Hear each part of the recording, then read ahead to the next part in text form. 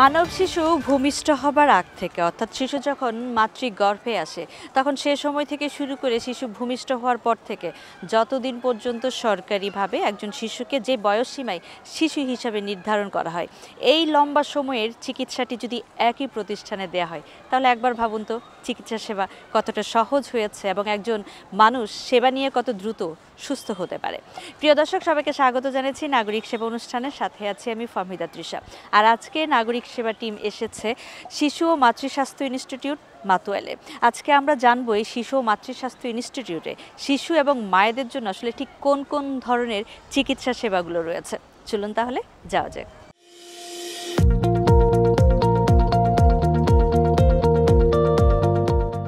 রাজধানী ঢাকার অন্যতম প্রবেশপথ মাতুয়াইল। এখানে অবস্থিত দেশের অন্যতম বিশেষায়িত স্বাস্থ্যসেবা কেন্দ্র শিশু ও মাতৃস্বাস্থ্য ইনস্টিটিউট। সারা দেশ থেকে, বিশেষ করে দক্ষিণ পূর্বাঞ্চলের জেলা নারায়ণগঞ্জ, মুন্সিগঞ্জ, কুমিল্লা, বৃহত্তর নোয়াখালী, চাঁদপুর, সিলেট কিংবা ব্রাহ্মণবাড়িয়া থেকে শিশু ও মাতৃসেবার জন্য রোগীরা আসেন এখানে।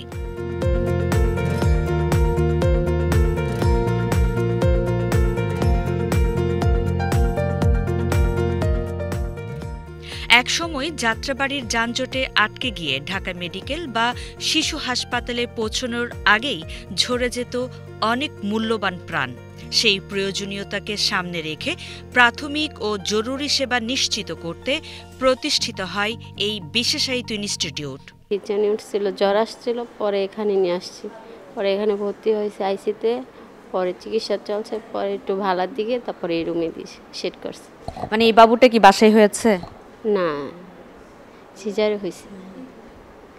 পরে সিজার হওয়ার পর সুস্থ আসছিল, পরে 17 দিন পর্যন্ত, পরে বাবু অসুস্থ হয়ে গেছে, পরে ডাক্তার দেখে পরে যে আবার ভর্তি করেছে এখানে। আপনার বাবু আজকে কতদিন এখানে? আজকে 5 দিন। আপনার সাধারণত যেটা হয় যে একটা শিশু জন্ম নেওয়ার পরে হচ্ছে মায়ের কোলেই থাকে বা পরিবারের অন্যদের কোলে থাকে, কিন্তু 5 দিন আপনি আলাদা থাকছেন, আপনি শিশু এখানে থাকছে, তো আপনি কতক্ষণ পর পর এসে ওকে হচ্ছে ব্রেস্ট ফিডিং করাচ্ছেন? আমার বাবু তো এতদিন মানে বকের দুধ মানে আমি ওরে খাওয়াইতেছি, আইসা আজকে সকালে খাওয়াইছি, এখন আসছি, এখন আছে আলহামদুলিল্লাহ, ভালো আছে আমার বাবু। বাবুর বয়স 3 মাস 7 দিন, সে হাড়ে 2টা ছিদ্র আর ঠান্ডা কাশি থেকে নিউমোনি ধরা পড়ছে। হার্টের ছিদ্র তো জন্মগতভাবেই? জি। কি চিকিৎসা চলছে আর আজকে ওনারা কি বলেছে? ওনারা বলছে আপনারা ট্রিটমেন্ট নেন, ভর্তি হন, আশা করি আল্লাহর রহমতে সুস্থ হবে। চিকিৎসকেরা জানালেন, আধুনিক যন্ত্রপাতির মাধ্যমে রোগ নির্ণয় ও চিকিৎসা সেবার পাশাপাশি দেয়া হয় রোগী ও স্বজনদের কাউন্সেলিং। আস্থা অর্জন করাই এই হাসপাতালে কখনো বেড ফাঁকা থাকে না। এনআইসি এবং কেএমসি মিলে এখানে হচ্ছে মানে ভর্তি হওয়ার ক্যাপাসিটি কত, কয়টা বেড আছে এবং কী ধরনের পেশেন্টরা পাচ্ছেন? সবাই তো নিশ্চয়ই আপনাদের এখানে যাদের ডেলিভারি হচ্ছে তারা না, সো কী ধরনের পেশেন্টটা পাচ্ছেন এবং তাদের এখান থেকে হচ্ছে সুস্থ হয়ে ফিরে যেতে আসলে কতদিন লাগে, কিভাবে টোটাল ট্রিটমেন্টটা দিচ্ছেন সেটা একটু জানতে চাই। আমাদের এখানে এনআইসিউতে আছে টোটাল 25টা বেড, আর কেএমসিতে আছে আমাদের আরও 10টা বেড, টোটাল আমাদের 35টা বেড। আর এখানে আমাদের ইনবর্ন মানে যেগুলো বাচ্চা এখানে ডেলিভারি হয় এরকম বাচ্চা, সাথে আমাদের বাহির থেকে আউটবর্ন বেবিও অনেক ভর্তি হয়। এবং আমাদের দেখা যায়, আপনি তো দেখতেই পাচ্ছেন, আমাদের সব সময় একদম 100% ফিল আপ, কখনোই বেড খালি থাকে না। তার উপরেও দেখা যাবে যে আমাদের সব সময় সিরিয়াল থাকে, অনেক বাচ্চাই কেস সামারি নিয়ে আসে, বাচ্চার বাবারা এখানে কেস সামারি দিয়ে যায় এবং সব সময় ফিল আপ, যে একটা বাচ্চা যে আমরা সুস্থ হয়ে ফিরে যাবে এর দেখা যাবে 5 মিনিটের মধ্যেই আরেকটা বাচ্চা ভর্তি হয়ে যায়, মানে কখনোই আমাদের বেড খালি থাকে না, সব সময় ফিল আপ থাকে। এবং আলহামদুলিল্লাহ অন্য হাসপাতাল, অন্য যেগুলো হাসপাতাল আছে তার থেকে আমাদের এখানে প্রগনোসিস অনেক ভালো এবং আমাদের এখানে পিটাম বাচ্চারাও অনেক ভালো ইমপ্রুভ করে যাচ্ছে। আমাদের এখানে কিছুদিন আগে দুইটা টুইন বেবি ছিল, একটা 680 গ্রাম, একটা 720 গ্রাম। ওরা প্রায় 32 দিন আমাদের হাসপাতালে ভর্তি ছিল এবং সুস্থ হয়ে তারা বাসায় ফিরে গিয়েছে। আর আমাদের এখানে সব রকম চিকিৎসায় আছে বাচ্চাদের জন্য। এখন বর্তমানে আমাদের যে সিপ্যাপ মেশিন, ভেন্টিলেটর মেশিন সব কিছুই আছেন। সরকারি অন্যান্য হাসপাতালের তুলনায় এই হাসপাতাল বেশ পরিষ্কার পরিচ্ছন্ন। হাইজিন মেনটেন করা হয় সর্বোচ্চ। যারা আসলে এখানে রোস্টার ওয়াইজ বা যার যখন ডিউটিতে আসেন, আপনাদেরকে তো নিশ্চয় অনেক বেশি সচেতন থাকতে হয়, অ্যালার্ট থাকতে হয়। আমাদের অনেক অ্যালার্ট থাকতে হয়। যেমন আমরা যখন প্রবেশ করি তখন আমরা ওখানে যখনই প্রবেশদ্বারে এসে আমাদের নিজেদের যে বাইরে থেকে পোশাকগুলো আছে সেগুলো চেঞ্জ করি। এখানে একটা পোশাক আছে সেটা করি, হাত ধুয়ে এনআইসিউতে প্রবেশ করতে হয়। একটা পেশেন্ট আপনার হ্যান্ডেলিং করার পর মানে ধরার পর আমরা অন্য একটা পেশেন্টের কাছে যখন যাই তখন আমরা নিজেদের হ্যান্ড ওয়াশ করতে হয়। আর যদি অনেক সময় হয় কি আপনার যদি হাতটা ওয়াশ করার জন্য আমরা অ্যালকোহল এইটা যেমন মানে হেক্সিসল এই ধরনের লিকুইড ব্যবহার করি। তারপরে একটা পেশেন্ট থেকে আরেকটা পেশেন্ট যাওয়ার সময় সবসময় আমরা এগুলা মেনটেন করি। এখানে রয়েছে অত্যাধুনিক নবজাতক নিবিড় পরিচর্যা কেন্দ্র NICU। একসঙ্গে 60 জন নবজাতককে সেবা দেয়া সম্ভব। পাশাপাশি ভর্তি নবজাতকের মায়েদের জন্য রয়েছে আলাদা ওয়ার্ড, যাতে তারা নিয়মিত বুকের দুধ পান করাতে পারেন।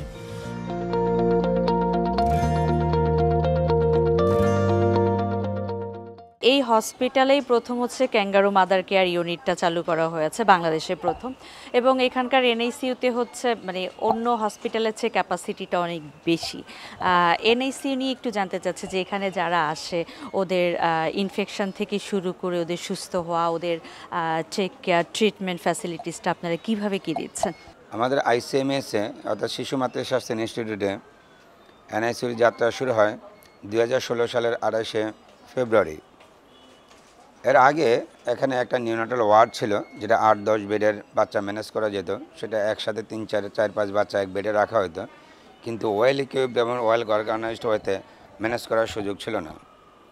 2016 সালে যখন আমরা খেয়াল করলাম যে আসলে এই হসপিটালে অনেক নবজাতক আসে, যাদেরকে প্রত্যেক দিনে আসলে ফিরিয়ে দিতে হয় বা ঢাকা শহরে রেফার করতে হয়। দেখা গেল যে ওই সময় আসলে যখন ফ্লাইওভার ছিল না, তো অনেক বাচ্চা কাচ্চা যাত্রাবাড়ির জ্যামে পড়ে মারা যেত। কেউ ঢাকা শহরে বসতে পারতো, কেউ বসতে পারতো না। ওই চিত্র দেখার পরে আমাদের মাথায় চিন্তা আসে যে আসলে একটা অর্গানাইজড নবজাতক ইউনিট অন্তত দরকার। তখন আমরা হলো একটা স্ক্যান ও NICU করার জন্য প্রথমে ধারস্থ হই ইউনিসেফের, কারণ ওই সময় এখানে কোনো যন্ত্রপাতি বা স্পেস ছিল না। আজকে যে জায়গাটা দেখতেছেন এটা ছিল একটা ময়লার ভাগাড়। এই জায়গাটাতে অনেক ডাস্টবিনের মতো ছিল। এই জায়গাটাকে তারপরে আমরা 2 মাসে আমি নিজ উদ্যোগে এটা পরিষ্কার করার একটা উদ্যোগ নেই।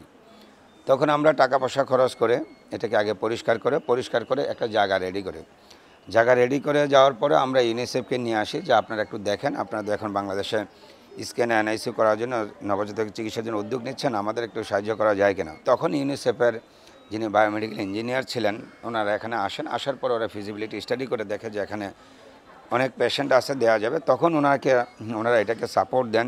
তারপর থেকে যাত্রা শুরু। প্রথমে আমরা আমাদের স্ক্যানও বা NICU 25 বেড দিয়ে শুরু হয়। তারপরে আমরা KMC যোগ করি আরও 15 বেডের। পরে স্ক্যান ও NICUটাকে আমরা 40 বেডে উন্নতি করি। এটা শুরু করার পরে দেখা গেল যে বাচ্চারা তো আসলে চিকিৎসা পাচ্ছে, বাচ্চাদের মায়েদের কি হবে? মায়েরা ফ্লোরে ঘুমান, এতে দেখা যায় যে মায়েদের ডিসকমফোর্টের জন্য অনেক বাচ্চা DRB হয়। তখন এই DRB ঠেকানোর জন্য তখন আরেকটা ময়লার ভাগাড় ছিল, যেটা মায়েদের রুম এখন আছে, এই মাদার্স রুম। ওটা আমরা IDLCর সহযোগিতা নিয়ে আমরা মাদার্স রুমটা আবার প্রিপেয়ার করে ওইখানে ফ্যান দেওয়া হয়, লাইট দেওয়া হয়, বেড দেওয়া হয়, ওটাকে পরিষ্কার করে নেয় মায়েদের। সময়ের আগে জন্ম নেয়া বা কম ওজনের শিশুদের জন্য রয়েছে বিশেষায়িত ক্যাঙ্গারু মাদার কেয়ার ইউনিট। এটি দেশের প্রথম চালু হওয়া ইউনিট। ফলে ক্রিটিক্যাল নবজাতকের মৃত্যুহার এখানে তুলনামূলক অনেক কম। এছাড়া স্বাভাবিক প্রসবের হারও বেশি, আর 24 ঘন্টা চালু থাকে সিজারিয়ান সেকশন। এই হাসপাতালে আসলে আমরা যদি বলি যে এখানে ক্রিটিক্যাল মুমূর্ষুর বাচ্চাগুলো বিভিন্ন জায়গা থেকে রেফার হয়ে আসে।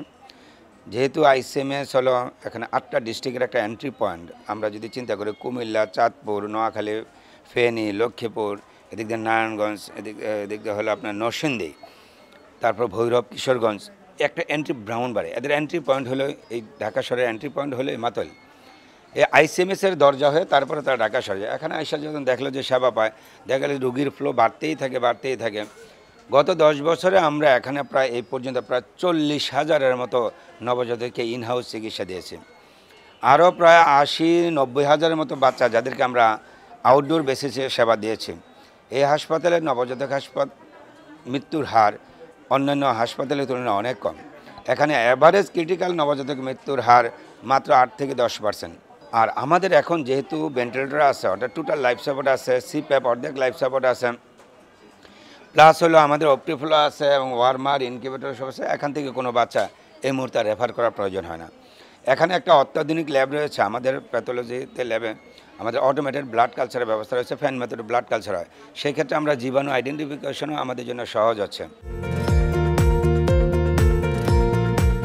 পথ নবজাতক নিয়েও কাজ করে এই ইনস্টিটিউট। কর্তৃপক্ষ বলছে তাদের এখন লক্ষ্য একটি নিউবর্ন হাব তৈরি করা, যেখানে একই সঙ্গে আইনি ও চিকিৎসা সহায়তা থাকবে। সেজন্য সরকারের সহায়তা চেয়েছে হাসপাতাল কর্তৃপক্ষ। এছাড়া চিকিৎসা সেবার মান আরও বাড়াতে কিছু নতুন যন্ত্রপাতিও চেয়েছে সরকারের কাছে। এখানে এই হাসপাতালের জায়গাটুকু ছাড়া কোনো কিছু এখানে আর ছিল না সরকারের। এখানে আজকে যে যন্ত্রপাতিগুলো দেখেন, এগুলো সমস্ত কিছু ইউনিসেফ, কয়েকা, save the children, WHO, UNDP তাদের কাছ থেকে খুঁজে নিয়ে আসা। পথ নবজাতক নিয়ে কাজ করে এই পর্যন্ত গত 10 বছর প্রায় 45টা পথ নবজাতককে বিভিন্ন রাস্তাঘাট থেকে কুড়ে এনে চিকিৎসা দিয়ে তাদেরকে বিভিন্ন জায়গায় আইনের মাধ্যমে দত্তক দেওয়া হয়েছে। এই আমাদের স্বাস্থ্য উপদেষ্টা ম্যাডাম, মাননীয় স্বাস্থ্য উপদেষ্টা, উনি নিজে এসে একটা পথ নবজাতককে এখানে দেখে গেছেন, উনি ওরা আদর করে গেছেন, ওর জন্য চিকিৎসার ব্যবস্থা নিশ্চিত করে গেছেন। এই হাসপাতালে আমরা সরকারের কাছে একটাই দাবি, আমরা একটা নিউবর্ন হাব তৈরি করতে চাই, যেখানে পথ নবজাতকগুলো রাস্তায় পড়ে থাকবে না, তাদেরকে এখানে দিয়ে যাবে, আমরা এখানে চিকিৎসা করব, তাদের আইনি সাপোর্ট দিব, তাদেরকে চিকিৎসা সহায়তা দেব। আমাদের এইটা একটা পূর্ণাঙ্গ ডিপার্টমেন্ট যেহেতু হচ্ছে, ওর জন্য অত্যাধুনিক যন্ত্রপাতি। এখন আমার স্বপ্ন হলো এখানে আমরা থেরাপিউটিক হাইপোথার্মিয়া শুরু করব, অর্থাৎ খিচুনি যে বাচ্চাগুলো আসে, এই বাচ্চাগুলোকে আমরা যদি ওই মেশিনে রাখতে পারি, তাহলে ভবিষ্যতে তারা সিপি ছাড়া বেঁচে যাবে, অর্থাৎ ভবিষ্যতে প্রতিবন্ধী হবে না। এর চেয়ে বড় সুযোগ আর কি হতে পারে। এই নবজাতকদের পারসিস্টেন্ট পালমোনারি হাইপারটেনশনের ম্যানেজমেন্টের জন্য আমরা নাইট্রিক অক্সাইড জেনারেটর ব্যবহার শুরু করতে চাই। আমরা আশা করি অচিরেই এই যন্ত্র দুটো পেয়ে যাব। আমরা মাননীয় স্বাস্থ্য উপদেষ্টা ম্যাডামের কাছে একটাই আকুল আবেদন, আমাদেরকে যেন যন্ত্রপাতি দেওয়া হয়, আমাদেরকে যেন একটু সাপোর্ট দেওয়া হয়। এই হাসপাতালের এনআইসিউটা একসময় খুবই অবহেলিত অবস্থায় ছিল। গত 16 বছর ফ্যাসিস্ট সরকারের সময় এই এনআইসিউকে একটা বাঁকা চোখে দেখা হতো। এই দৃষ্টিকোণ থেকে বেড়ে এসে মাননীয় স্বাস্থ্য উপদেষ্টা আমাদেরকে যেই দৃষ্টি দিয়েছেন, উনি এই হাসপাতালের দিকে যে নজর দিয়েছেন, এই নজরটা যেন ধরে রাখেন। রোগীরা জানালেন চিকিৎসা নিতে দীর্ঘ সময় অপেক্ষা করতে হলেও সেবার মানে তারা সন্তুষ্ট। তবে চিকিৎসকের সংখ্যা ও সাপোর্টিং স্টাফ আরও বাড়ানোর দাবি তাদের। মানে চোখের সমস্যা আর কি, এই যে এটা সাদা হয়ে যেতেছে, মানে এই কারণে দেখাইতেছি, কিন্তু আপনার খারাপ থাকতে থাকতে সমস্যা হয়ে যাবে বেশি। 9টার দিকে আইসি, কিন্তু প্রায় 12টার কাছাকাছি বেজে আছে।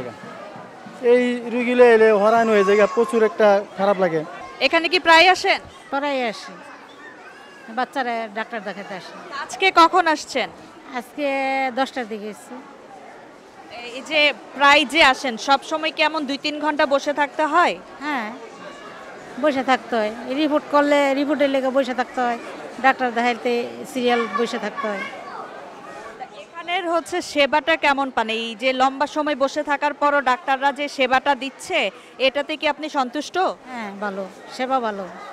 2 ঘন্টা পার হয়ে গিয়েছে, এখনো ডাক্তার দেখাইতে পারেন নাই। তো অন্য সময়ও যখন আসেন তখন কেমন অপেক্ষা করতে হয়? এই এরকম সিরিয়ালেই দাঁড়ায় থাকতে হয়, টিকিট কাটতেও সিরিয়াল, ডাক্তার দেখাইতেও সিরিয়াল। আচ্ছা, এই সিরিয়াল মেনটেন করে যখন ডাক্তার দেখেন, ডাক্তার কি মনোযোগ দিয়ে আপনাদের কথা শুনে? এই সবাই তো আর এক না, কেউ দেখে ঠিক মতো, কেউ একটু খেস করে, এই সবার ব্যবহার তো আর এক না। ডাক্তার দেখানোর পরে যেই প্রেসক্রিপশনটা দেয় বা যে সেবাটা দেয়, সেটা ঠিক থাকে, সেটা বাচ্চার জন্য ঠিক রাইট থাকে। এখানেই তো রেগুলার আসেন, কেমন লাগে ওনাদের সেবা নিয়ে? না, ওনাদের সেবা ভালোই, ভালো দেখেই তো আসা হয়। আচ্ছা, এই যে ধরেন আপনারা তো হচ্ছেন এখন প্রেগনেন্ট, হ্যাঁ, তো প্রেগনেন্সি অবস্থায় এসে এখানে তো অনেক লম্বা সময় বসে থাকতে হয়, এসে তার সাথে সাথে ডাক্তার দেখাতে পারেন না, তো এই দেখানো যায় না, যেহেতু সরকারি হসপিটাল তো একটু ধৈর্য ধরেই দেখাতে হয়, কারণ এখানে রুগী বেশি, অনেক রুগী আসে। সিরিয়াল পেতে দেরি হয় এবং এখানে যত দূর মানে চিকিৎসা পাওয়ার জন্য আমরা আসি, এখানে সমস্যার সৃষ্টি হয়। ডাক্তার বাড়ানো দরকার এবং সেবার মানও বাড়ানো দরকার। দেখা যাচ্ছে যে ল্যাবে যে অনেক লাইনে দাঁড়াইতে হয়, তারপর আপনার ওখানে বিভিন্ন পরীক্ষা দেয়, সেখানে গিয়েও অনেক লাইনে দাঁড়াইতে হয়, মানে রুগীদেরকে মানে একটা পেরেশানির ভিতরে থাকতে হয়, যতক্ষণ আর হাসপাতাল অবস্থানে তার ভিতরে পেরেশানির ভিতরে বেশি থাকতে হয়। কিছু রোগী ও স্বজন অভিযোগ করেছেন কিছু কিছু স্টাফের আচরণ সন্তোষজনক নয়। কিছু কিছু ক্ষেত্রে রোগীদের হয়রানিরও অভিযোগ করেছেন অনেকে। তবুও চিকিৎসকের আন্তরিকতায় আস্থা রাখছেন তারা। হাসপাতালের সেবা আরও উন্নত ও সেবা সম্পর্কিত অন্যান্য কাজগুলো দ্রুততার সঙ্গে করার তাগিদ সেবা প্রত্যাশীদের। আজকে আমি ফার্স্ট আসছি, এই তো দেখানোর জন্য ব্যস্ত ছিলাম, টিচার আসতে পারিনি, এই জন্য আজকে আসলাম। এর আগেও কি কখন এসেছিলেন? হ্যাঁ, আমার মেয়ে ছেলের সময় আসছি। ওনাদের সেবা কেমন লাগে? সেবা আছে আলহামদুলিল্লাহ, মোটামুটি ভালো, তবে আরেকটু উন্নত করা দরকার। উন্নত দরকার মানে অনেক সময় দেখা যায় খুব বাজে বিহেভ করে, লাইনে অনেক বেশিক্ষণ দাঁড়ায় থাকতে হয়, আর প্রেগনেন্সি মানুষ তো একটু দ্রুত কাজগুলো করলে আমাদের জন্য বেটার হয়। আপনি আজকে কি জন্য এসেছেন, আর আসার পরে এখানে যেই সেবা বা ওভারঅল ওনাদের বিহেভিয়ার, ইচ অ্যান্ড এভরিথিং কেমন লেগেছে? আসলে আমি আজকে এসেছি যেহেতু এটা গাইনি বা শিশু হসপিটাল, আমি আমার আম্মাকে নিয়ে আসছিলাম, তো আসার পরে এখানে টিকিট কেটে ডাক্তার দেখানোর জন্য সিরিয়াল করি। ওই সিরিয়ালে অনিয়ম পেয়েছি। তারপর যেহেতু আমার মা পেশেন্ট, ভর্তির ক্ষেত্রে ওনাকে বলেছিল, ডাক্তার বলেছে যে ওনাকে ভর্তি লাগবে, তো ভর্তির জন্য আমাকে ডাক্তার বলেছিল যে আপনি তথ্য জেনে আসেন যে কেবিনের কী সার্ভিস বা বেডে, সে জানার জন্য আমি আসছি। আমাকে আপনার রিসেপশন থেকে কাউন্টার থেকে 5 নম্বর রুম সব জায়গায় ঘোরানো হয়েছে। আপু, এখানে কি সবসময় আসেন? হ্যাঁ, আমি এখানে সবসময় আসি। মানে ঘরের কাছে সেজন্য? ঘরের কাছে সেজন্য বলতে ট্রিটমেন্টটাও ভালো এখানে। এসে লম্বা সময় ধরে অপেক্ষা করতে হয়, আপনাকে কতক্ষণ অপেক্ষা করতে হয়েছে আজকে? দেখো তো, যেহেতু এটা সরকারি সেহেতু লম্বা লাইন তো থাকবেই, আর ভালো চিকিৎসার কারণে সবাই এখানে আসে, এই জন্য লাইনটা লম্বা হয়। আজকে কি জন্য? আজকে সে আলট্রাসাউন্ড করাতেন। এই বলে যে টেস্টগুলো দেয় সেগুলো এখানে করেন, টেস্ট কেমন হয় এখানে? ভালো হয়, ডাক্তাররাও ভালো করে দেখে, কোনো সমস্যা থাকলে ওইটা আবার করে। এবার কি প্রথম বেবি নাকি আরও আছে? না, এটা দ্বিতীয়। আগের বেবি কি এখানে? না, আগেরটা এখানে হয় না, এর জন্যই তো এখানে আসছি। প্রথমে এটা অন্য জায়গায় করেই তো ভুল করছি, এর জন্য এখানে আসছি দ্বিতীয়টা। ওকে এই হসপিটালেই হয়েছে? হ্যাঁ, ওই হসপিটালেই হয়েছে।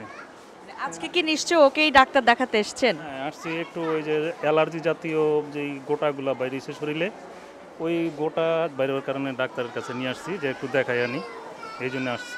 আজকে তো রিপোর্ট কালেক্ট করলেন, ডাক্তার কি এখানে দেখিয়েছেন? হ্যাঁ, ডাক্তার এখানে দেখিয়েছিলাম 3 দিন আগে, 3 দিন পরে রিপোর্ট দিল আমার। কেমন লেগেছে এখানে ডাক্তার দেখিয়ে? হ্যাঁ, মোটামুটি ভালো লেগেছে, যদিও সিরিয়াল একটু বেশি, তারপরেও ভালো। সেবা যেখানে ভালো হবে সেখানে তো সিরিয়াল একটু ভিড় পড়বেই। এছাড়াও টেস্টগুলোর প্রাইস এখানে একটু কম তুলনামূলকভাবে, অন্য সব জায়গা থেকে এখানে অনেকটাই কম। আচ্ছা, তো আপনার ওয়াইফের কি সমস্যা? সে 7 মাসের প্রেগনেন্ট। 0 থেকে 14 বছর পর্যন্ত নবজাতক, শিশু ও কিশোরদের চিকিৎসা দেয়া হয় এখানে। পাশাপাশি গর্ভবতী মায়েদের নিয়মিত চেক আপ, ডেলিভারি, গাইনি জটিলতা, শিশুদের পুষ্টি বিকাশ, অটিজম সহ বিশেষ চাহিদা সম্পন্ন শিশুদের জন্য রয়েছে আলাদা থেরাপি সেবা। কতদিন বয়সে আপনারা বুঝতে পেরেছেন যে আসলে একটু স্বাভাবিকের চেয়ে ওর বিকাশটা একটু দেরিতে হচ্ছে? আর ওকে নিয়ে আমরা জন্মের পরেই আসছিলাম ঢাকা মেডিকেলে ভর্তি, 1.5 মাস আইসিইউতে ভর্তি আছিল। 1.5 মাস পরে আমরা বাড়িতে যখন নিয়ে আইছি তখন দেখা গেল যে তার হাত পায়ে কিছু সমস্যা বা কান্দাগুটা একটু সমস্যা। তখন আমরা আবার নারায়ণগঞ্জে এক ডাক্তার দেখাইছিলাম, দেখানোর পরে এখানে নিয়ে আইছি। এখানে আসার পরে ওনারা প্রথম দেখছে, দেখার পরে এখানে চেক আপ দিছিল, চেক আপে কিছু নি ধরা পড়ছে। এই পর্যন্ত এখানে ট্রিটমেন্ট চলতেছে। জন্মের পর থেকে কোন ধরনের সিমটম বা লক্ষণগুলো দেখলে একজন মা বা অভিভাবকরা মনে করবে আসলে ওর সাধারণ বা স্বাভাবিক বিকাশ বাধাগ্রস্ত হচ্ছে? এটা তো আসলে একটা স্পেসিফিক লক্ষণ না, লক্ষণ আছে অনেকগুলাই। তার মধ্যে ধরেন মেইনলি 1.5 মাস 2 মাসের আগে ওইভাবে বাবা মা ওইরকম কিছু বুঝতে পারে না। 1.5-2 মাসে যেমন প্রথম হয়তো ম্যাক্সিমাম যে কনসার্ন বাবা মা থাকে তারা খেয়াল করছে যদি মোটর সাইডে প্রবলেম থাকে, চলাফেরা বা হাত পায়ের কোনো সমস্যা থাকে, তখন 1.5 মাসের বাচ্চার মুভমেন্টটা ওনারা খেয়াল করে যে ঠিকমতো মুভমেন্ট করতে পারছে না, হয়তো হাত পা নাড়ে না, একবারে ফ্লপি হয়ে শুয়ে আছে, অথবা হাত পা খুব শক্ত টাইট। এগুলো দেখে মোটামুটি মোটর সাইডটা বাবা মা কনসার্ন হয়। আর স্পিচও 1.5 মাস ওরকম আসে না, কথা তো বলতে পারে না। ভিশনটা অনেক সময় বলে যে বাচ্চা তো কোনো দিকে তাকায় না। অনেক সময় যারা চোখে কম দেখে বা দেখছে না, খেয়াল করতে পারছে না, ওরা বলবে আমরা এদিক সেদিক গেলে বাচ্চা তাকায় না, বা লাইট বন্ধ হয়ে গেলে কাঁদে না। ওইসব ব্যাপারগুলোতে একটু কনসার্ন থাকে। তারপরে বুদ্ধিও এরকম 1.5 মাসে বোঝা যায় না, মানে মোটামুটি 6-7 মাসে ম্যাক্সিমাম বাচ্চারা মায়েরা অনেক কিছু বুঝতে পারে। যেমন তখন ঘাড় শক্ত না হলে বলে ঘাড় শক্ত হয় নাই, বা ও বসতে পারছে না এখনও, এটা নিয়ে আমরা কনসার্ন। মুখে এতদিনে দাঁত দাবু এগুলো বলার কথা, ওগুলো বলছে না, মানে যে যেদিকে পিছানো। ঠান্ডা, শ্বাসকষ্ট, কাশি। ভর্তি আছেন কতদিন? আজকে 3 দিন। এখন কি অবস্থা, কি বলছো ওনারা? এখন ভালো আছে আগের চাইতে। কতদিন ধরে আছেন এখানে? আজকেই আসছি। কি হয়েছে? জ্বর, প্রস্রাব ইনফেকশন হয়েছে, পেটের সমস্যা, কাশি সবই। কি ডাক্তার দেখে ভর্তি দিল? হ্যাঁ, ডাক্তার দেখে ভর্তি দিয়েছে। কি বললো ওনাদের ট্রিটমেন্ট সব কিছু মিলে কেমন মনে হচ্ছে আপনার? আমার তো মনে হচ্ছে ভালো, কিন্তু প্রস্রাব ইনফেকশনের কারণেই ভর্তিটা দিছে। আপনি এই হসপিটালে ঠিক কি সমস্যার জন্য এসেছেন এবং এসে যে সেবা পেয়েছেন সব কিছু মিলিয়ে কেমন লাগছে? সব কিছু মিলে আলহামদুলিল্লাহ, আমার বাচ্চা এখন সুস্থ আছে। বাচ্চা জন্মগতভাবে প্রস্রাবের মানে যে মেন দিয়ে প্রস্রাব করার কথা ছিল ওটাতে প্রস্রাব করতো না, ওর নিচে একটা ছিদ্র ছিল ওটাতে প্রস্রাব করতো। তো আর লিঙ্গটা অনেক বাঁকা ছিল, তো স্যারেরা প্রথমত লিঙ্গটা সোজা করে দিছে, 6 মাস পরে আবার ওই প্রস্রাবের ইটা করে লিঙ্গর ভিতরে প্রস্রাবের রাস্তাটা বানিয়ে দেবে আর কি। সাধারণ সার্জারি থেকে শুরু করে হৃদরোগ, ক্যান্সার কিংবা শিশুদের অন্যান্য জটিল রোগের জন্য রয়েছে আলাদা বিভাগ। রোগ নির্ণয়ের খরচ ও অন্যান্য চিকিৎসা প্রতিষ্ঠানের তুলনায় অনেক কম। এটা যেহেতু সার্জারি ডিপার্টমেন্ট এবং আপনি নিজে একজন সার্জারি ডাক্তার, একটু জানতে চাই এখানে আসলে শিশুদের কোন বয়স থেকে শুরু করে কত বয়স পর্যন্ত এবং কোন ধরনের সার্জারিগুলো মেইনলি আপনারা করে থাকেন? আমাদের এখানে এটা হচ্ছে শিশু সার্জারি ওয়ার্ড। এই শিশু সার্জারি ওয়ার্ডে হচ্ছে আমাদের নন পেইং বেড আছে এবং হচ্ছে পেইং বেড আছে। টোটাল সব কিছু মিলিয়ে 22টি বেড রয়েছে। এখানে আমরা প্রতিনিয়ত আজকে যে বাচ্চা জন্মগ্রহণ করলো সেই বাচ্চার জন্মগত ত্রুটি থেকে শুরু করে বাচ্চাদের 18 বছর পর্যন্ত সেবা দিয়ে থাকি। তবে কাগজ কলমে সব কিছু মিলিয়ে আমরা 14 বছর পর্যন্ত সেবা দিয়ে থাকি। সেক্ষেত্রে আজকে যে বাচ্চারা জন্মগ্রহণ করলো তার যদি কোনো জন্মগত ত্রুটি থেকে থাকে সেটা ঠিক করা সহ আমরা পরবর্তীতে যারা ওল্ডার চিলড্রেন মানে একটু বয়স্ক চিলড্রেন আছেন তাদের যে যাবতীয় শিশু সার্জারি যে সমস্যাগুলি সেগুলি ডায়াগনোসিস করে সেইভাবে আমরা অপারেশন রেডি করে অপারেশন করি এবং প্রত্যেকটা বাচ্চাই আলহামদুলিল্লাহ নিরাপদে বাসায় যেতে পারে। আমাদের মর্টালিটি রেট খুবই কম এবং সেটার জন্য সবচেয়ে গুরুত্বপূর্ণ হচ্ছে একটা টিম ওয়ার্ক। যদিও লোকবল সংকট, অবকাঠামোগত সীমাবদ্ধতা ও অতিরিক্ত রোগীর চাপ এসব চ্যালেঞ্জ মোকাবেলা করতে হচ্ছে প্রতিষ্ঠানটিকে, তবুও প্রতিকূলতাকে অতিক্রম করে এগিয়ে চলেছে শিশু ও মাতৃস্বাস্থ্য ইনস্টিটিউট একটি লক্ষ্য নিয়েই। প্রতিটি মায়ের নিরাপদ মাতৃত্ব, প্রতিটি শিশুর সুস্থ বিকাশ। দূর দূরান্ত থেকে আগত রোগীদের জন্য এই হাসপাতাল হয়ে উঠেছে আশীর্বাদ স্বরূপ একটি আশার আলো, যেখানে গড়ে ওঠে সুস্থ প্রজন্মের স্বপ্ন।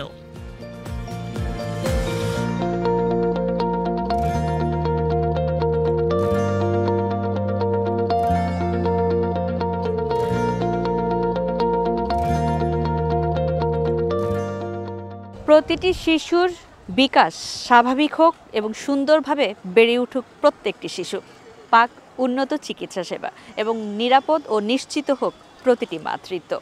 দর্শক, আজকের মতো বিদায় নিচ্ছি নাগরিক সেবা অনুষ্ঠান থেকে। আমি ফাহমিদা তৃষা। দেখা হবে পরবর্তী আয়োজনে নতুন কোনো জায়গায়। সে পর্যন্ত ভালো থাকবেন, সুস্থ থাকবেন। আল্লাহ হাফেজ।